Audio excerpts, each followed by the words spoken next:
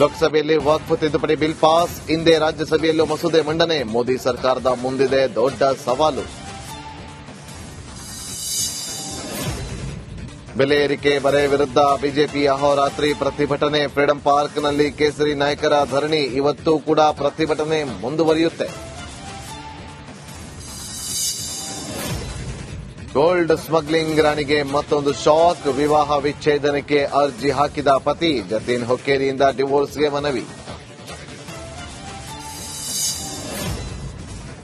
ಅಮೆರಿಕದಿಂದ ಶುರುವಾಯಿತು tax war. Bharat ಸೇರಿ ಇತರ ದೇಶಗಳ ಮೇಲೆ ಪ್ರತಿ ಸುಂಕ. ಕೃಷಿ ಸರಕುಗಳಿಗೆ 100% ಟಾರಿಫ್ ಅನ್ವಯ.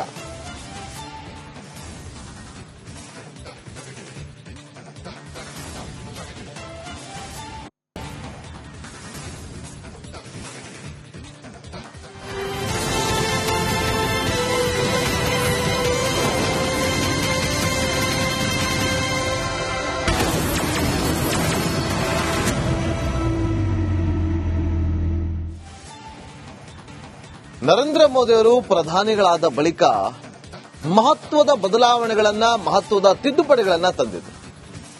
ಆರ್ಟಿಕಲ್ 370 ಆಗಿರ್ಬೋದು, ಟ್ರಿಬಲ್ ತಲಾಕ್ ಆಗಿರ್ಬೋದು, ಈಗ ವಕ್ಫ್ ತಿದ್ದುಪಡಿ ಮಸೂದೆಯನ್ನು ಕೂಡ ಲೋಕಸಭೆಯಲ್ಲಿ ಪಾಸ್ ಮಾಡುವಂತೆ ಮಾಡಿದ್ದಾರೆ.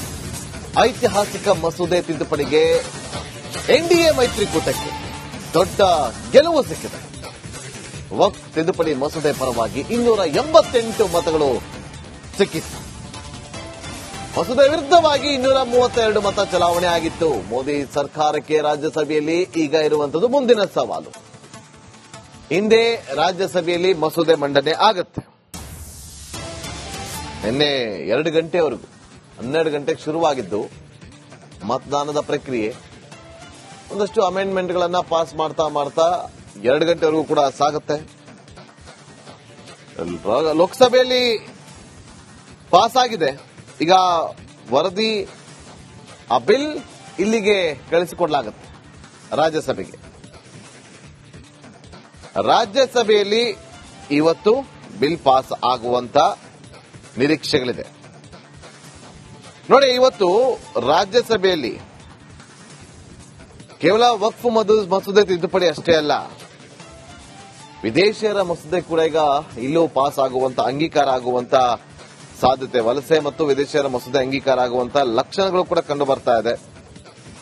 ಬಹಳ ಕುತೂಹಲ ಇದೆ ರಾಜ್ಯಸಭೆಯಲ್ಲಿ ಏನಾಗುತ್ತೆ ಅಂತೇಳಿ. ವಕ್ಫ್ ತಿದ್ದುಪಡಿ ಮಸೂದೆ ಮಂಡನೆ ಆಗಿದೆ. ಸಾಕಷ್ಟು